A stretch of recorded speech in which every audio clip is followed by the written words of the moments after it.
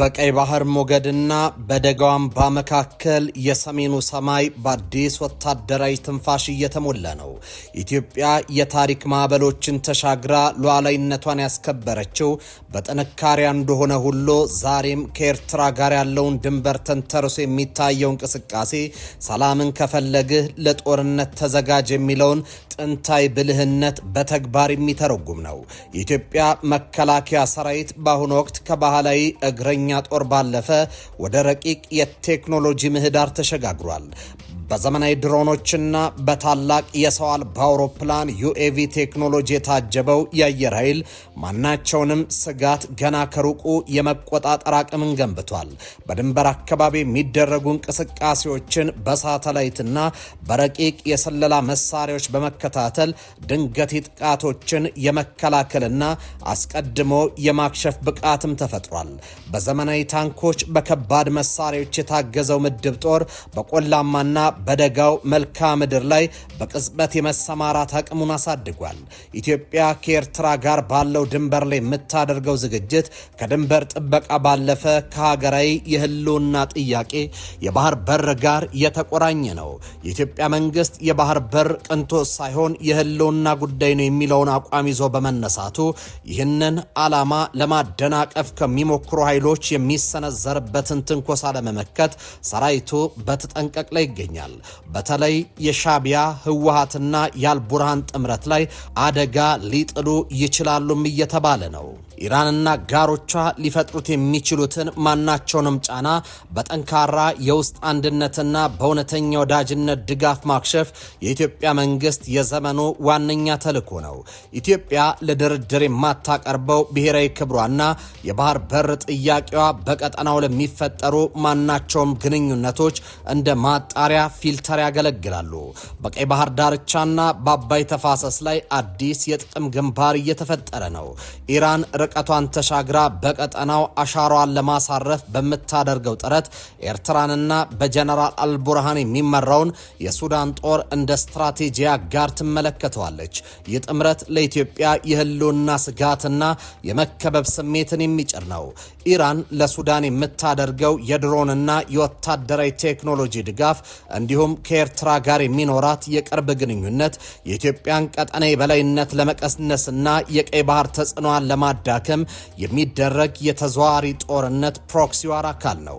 በሌላኛው የቼስ ሰሌዳ በኩል ኢትዮጵያ ከእስራኤልና ከተባበሩት አረብ ኤምሬትስ ዩኤኢ ጋር የመሰረተችው አጋርነት የሀገሪቱን የዘመናዊነትና የልማት ጥማትም የሚመጥን ነው።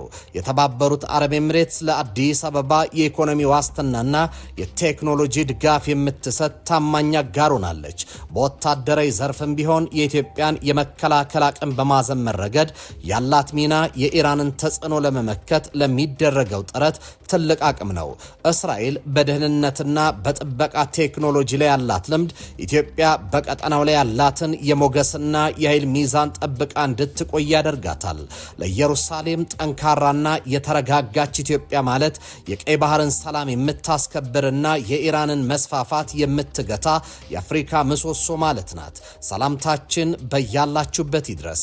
ይህ የመሃል ሚዲያ ትንታኔ ነው። ጸምዶ በእስራኤል ቀለበት ውስጥ መግባቱን እየነገርናችሁ አብረናችሁን ቆያለን። አብራችሁን ቆዩ።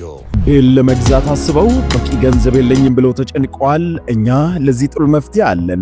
በኮሪደር ልማት ባሸበረቀችው በለቡ መብራት ኃይል የቤት ባለቤት መሆን ምንኛ መታደል ነው። ከስቱዲዮ 57 ካሬ እስከ ባለ 4 መኝታ 295 ካሬ እንዲሁም በሱቅ አማራጭ ከ26 ካሬ እስከ 143 ካሬ ድረስ በ10% ቅድመ ክፍያ ቀሪውን 30% ቤቱን እስኪረከቡ ቀስ እያሉ ይከፍላሉ። እኛ ቀሪውን 60% የረጅም ጊዜ ምቹ በሆነ ከወለድ ነፃ እንዲሁም በዝቅተኛ ወለድ የባንክ ብድር አከፋፈል አመቻችተንልዎታል። ግንባታቸው 85% አሊያም ከ30% እስከ 50% የደረሱ ቤቶችን እኛ እንደርሶ ፍላጎት ልናስተናግዶ በካሬ እስከ 7000 ብር ወይንም ከ1.5 ሚሊዮን እስከ 4 ሚሊዮን ብር ቅናሽ አድርገን እየጠበቅኖት ነው። ለበለጠ መረጃ ስክሪኑ ላይ ባለው ስልክ ይደውሉልን። ዲኤምሲ ሪል ስቴት፣ ደስታው እዚህ ይጀምራል። እስራኤል በአፍሪካ ቀንድ ላይ እየተከተለች ያለችው ፕሮጀክት የኤርትራ ሹማምንትን አስደንግጧል። በቀይ ባህር ቀጠና ወሳኝ ስትራቴጂያዊ ስፍራ ላይ ያለችው ኤርትራ ለእስራኤል የምትሆንና የምትበጅ ሀገር ሆና አልተገኘችም። ኤርትራ ማንም በቀላሉ የሚገዛት ሀገር ናት። ኢራንም ሳውዲዎችም ገዝቷታል። የሪያድና የአቡዳቢ ኃይሎችን ደግፋ በየመን ከሁቲዎች ጋር የተዋጋችው የወዲያፎም ሀገር አሁን ከኢራን ወግና በሱዳን ካልቡርሃን ጋር ቆማለች። በየመን ከኤሚራቲዎች ጋር የነበረችው አስመራ በሱዳን ጉዳይ ደግሞ ከኢራን ጋር ናት። ይህ መወላወል የኤርትራ መስመር ነው። ይህ መሪያጣ ዲፕሎማሲ ለእስራኤል ምቹ አይደለም። በተለይ የአቃባ የባህር ወሽመጥ ላይ የኤላት ወደብን የገነባችው እስራኤል የቀይ ባህር ቀጠና ትልቁ የደህንነቷ ማስጠበቂያ ቀጠናና የኢኮኖሚዋ የጀርባ አጥንት ነው። እናም በዚህ ቀጠና ላይ ረባሽ ሚና ያለው የኤርትራው መንግስት ለማንም የማይታመነው ኢሳያስ አፈወርቂ ካቢኔውን ሰብስበው የማያውቀው ወዲያፎም ከኢራንና ከሁቲዎች ጋር አብሮ በመሆን ቀጠናውን እያመሰው ያለው የኢሳያስ አፈወርቂ አስተዳደር እስራኤል ማስወገድ ትፈልጋለች።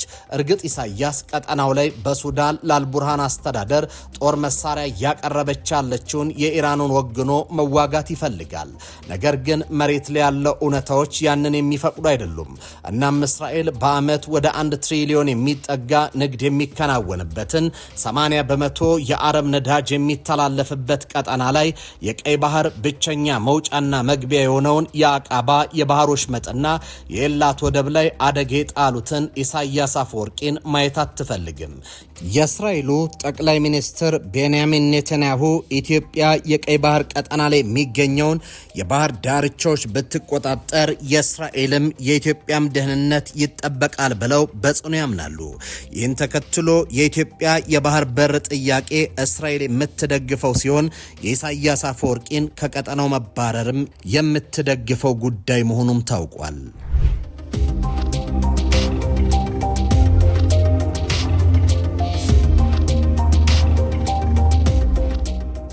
እርግጥ የኤርትራና የእስራኤል የዲፕሎማሲ ጉዞ ብዙ ጣወረድ ያለበት ነው። ታሪካዊውን ዳራ የተመለከትን እንደሆነ እንኳ እስራኤል የኤርትራን ሀገርነት ከማይደግፉ ሀገራት መካከል ቀዳሚዋ ነበረች። ኤርትራ ከኢትዮጵያ ተገንጥላ ሀገር ለመሆን ባደረገችው ጦርነት ወቅት እስራኤል ግጭቱን የአረብ እስራኤል ግጭት አካል አድርጋ በመመልከቷ ኢትዮጵያን ደግፋለች።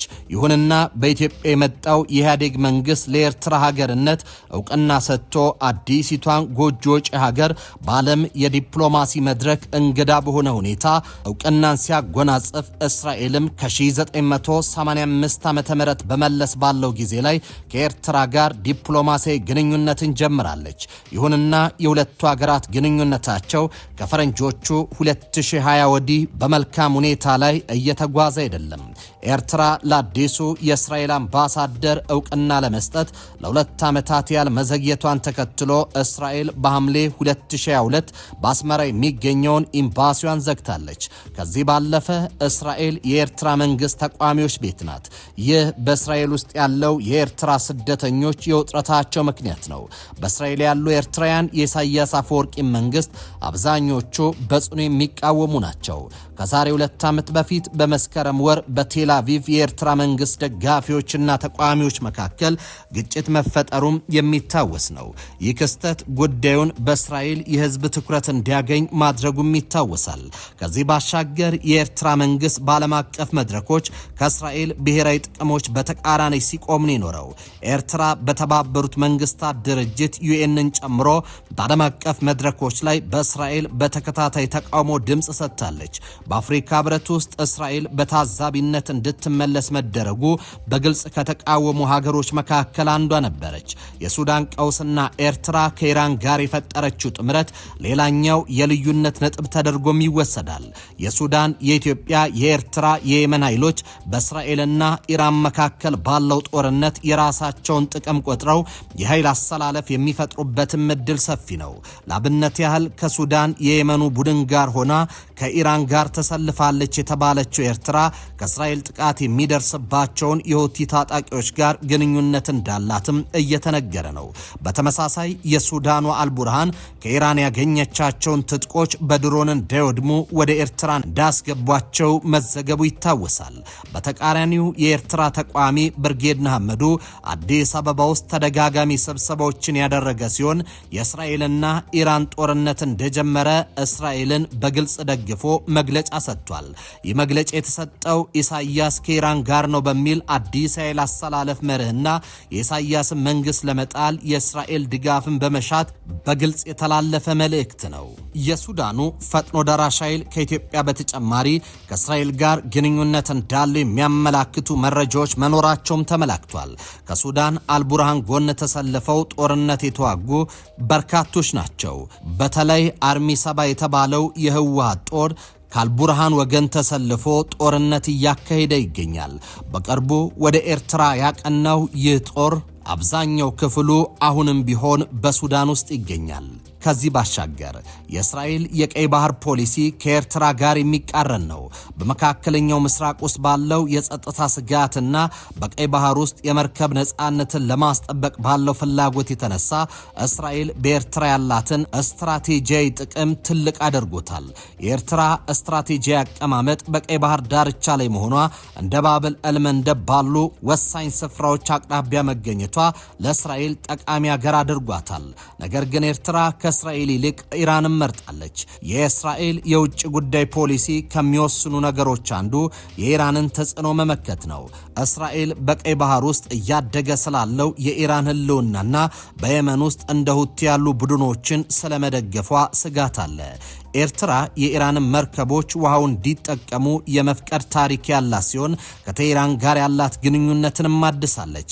እስራኤል እነዚህን እንቅስቃሴዎች ለመቆጣጠርና አስፈላጊ ከሆነም ለመመከት ትፈልጋለች። በተጨማሪም የቀይ ባህር ለእስራኤል ወሳኝ የንግድና የስትራቴጂክ መስመር ነው። የእስራኤል የንግድ ልውውጥ ወደ 20 በመቶ የሚጠጋው በባበል ኤልመንደብ የባህር ወሽመጥ በኩል ያልፋል። የእስራኤል የቀይ ባህር ህልውና በቀጠና ውስጥ እንደመገኘ የባህርና የሲቪል መርከቦቿን ደህንነት ማረጋገጥና ማናቸውንም ጠላት የባህር ላይ አደጋ እንዳይጥል መከላከል ትሻለች። እርግጥ የእስራኤልና የኤርትራ መጎራበጥ መነሻው ታሪክ ነው። ኤርትራ በነጻነት ጦርነት ላይ በነበረችበት ወቅት እስራኤል ረዥም የቀይ ባህር ዳርቻ ያለው አጋር እንዲኖራት መጀመሪያ ላይ ኢትዮጵያን ትደግፍ ነበር።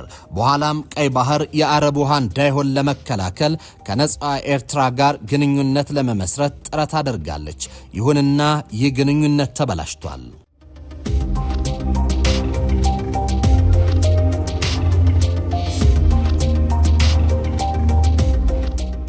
የእስራኤል የቀይ ባህር ፍላጎት ማሳኪያ ኢትዮጵያ ነች። በቅርብ ዓመታት ውስጥ ኤርትራ እንደ ሩሲያ፣ ቻይናና ኢራን ባሉ ሀገራት አቅጣጫ መዞሯ እንዲሁም በእስራኤል ውስጥ ከሚገኙ የኤርትራ ስደተኞች ጋር በተያዘ ዲፕሎማሲያዊና የሀገር ውስጥ ጉዳዮች የተነሳ ግንኙነቱ የበለጠ ውስብስብ ሆኗል። ጉዳዩን የበለጠ ያወሳሰበው በተለይ በሱዳን የሚንቀሳቀሰውና ለእስራኤል ለሳውዲ አረቢያ ችግር እየፈጠረ ያለውን የአልቡርሃን መንግስት ድጋፍ እያደረጉ ያሉት የኤርትራ መንግስትና ኢራን መሆናቸው ነው። የሱዳን ፈጥኖ ደራሽ ኃይል መሪ ጀነራል መሐመድ ሐምዳን ደጋሎ ለአልቡርሃን ድጋፍ በማድረግ ጦርነቱን እያባበሰች ያለችው ኢራን ናት ይላሉ። የኢራን አብዮታዊ ዘብ የአልቡርሃንን ኃይሎች ይደግፋል። የውጭ ኃይሎች በሱዳን ውስጣዊ ጉዳይ ጣልቃ ከመግባት ሊቆጠብም ይገባል ሲሉ ያሳስባሉ። እኛ ፖርት ሱዳን እስከምንገባ ድረስ ውጊያውን እንቀጥላለን ማለታቸውም ይታወሳል። በዚህ ምክንያት እስራኤል በኢትዮጵያ ኤርትራና ሱዳን ግጭት ውስጥ ልትገባ ነው። ኢራን በኤርትራ በሱዳን የሚደገፉትን የአልቡርሃን እየረዳች መሆኑን ተከትሎ ነው ወደ ቀንዱ ውጥንቅጥ ውስጥ ልትገባ መሆኑ የተነገረው። ኢራን ከሱዳኑ መሪ አልቡርሃን ጋር በመቆሟ ሰውየው ለህልውናዬ አደገኛ ነው እንድትል አድርጓታል። አሁን ባለው የሱዳን እርስ በርስ ጦርነት እስራኤል የቀንዱን ፖለቲካ ከተቀላቀለች ኢራን፣ ግብፅና ኤርትራ በአንድ ወገን ዩናይትድ አረብ ኤምሬትስ የሱዳን መንግስት ተቋሚዎች አምዳን ደጋሎ፣ ካሊፋ አፍጣር፣ ቻድና ኢትዮጵያ በአንድነት ይቆማሉ። እስራኤል ያለችበት ጎራ የምዕራቡን ዓለም እንደሚያስከትል የሚጠበቅ ነው። ከዚህ በተጨማሪም ታዋቂው የእስራኤል ጋዜጣ ጄሩሳሌም ፖስት ሱዳን ዋነኛ የኢራን መሳሪያ አቅራቢ መሆኗን በመጥቀስ እርምጃ ሊወሰድባት እንደሚገባ ለእስራኤል መንግስትና ለምዕራባውያኑ አሳስቧል። የደህንነት መስሪያ ቤቶች መረጃን መሰረት ያደረገው የጋዜጣው መረጃ የሱዳኑ ጀነራል አልቡርሃን ኢራን ለምትደግፋቸው የቀጠናው ታጣቂዎች በተለይም ለየመን ሁቲዎች መሳሪያ ቀባይ መሆኗን ያብራራል። እስራኤል የምትጠቃው ሱዳን ውስጥ በሚገጣጠሙ ድሮኖች እንደሆነ በማከልም የአልቡርሃን ቡድን የኢራን መሳሪያ ሆኖ እያገለገለ በመሆኑ እርምጃ ሊወሰድበት እንደሚገባም አሳስቧል። በቅርብ ግን ኤርትራ ለእስራኤል የደህንነት ስጋት መሆኗን የሚያስረዳ መጣጥፍም በጋዜጣ ወጥቷል። በተለይም ሃሪቴዝ ጋዜጣ ላይ ጄሩሳሌም ፖስትም ሆኑ ሃሪቴዝ ጋዜጦች ለፖሊሲ አውጪዎች ቀላል የማይባል መረጃ የሚመግቡ እንደመሆናቸውና የደህንነት መረጃዎችን ይዘው የሚሰሩ መሆናቸው ኤርትራና ሱዳን በእስራኤል ብቻ ሳይሆን በምዕራባውያኑ ዘንድ አደገኛ መዝገብ ውስጥ መግባታቸውን የሚያመላክት ነው። እነዚህ ሁለት የእስራኤል ዕውቅ ሚዲያዎች ጋሩት መረጃ መጀመሪያ በደህንነት ተቋማት በኩል ሲደረስበት ወዳጅ ሀገራት የሚጋሩት በመሆኑ አሜሪካም ሆነች የአውሮፓ ሀገራት ተመሳሳይ አቋም መያዛቸው የማይቀር ያደርገዋል።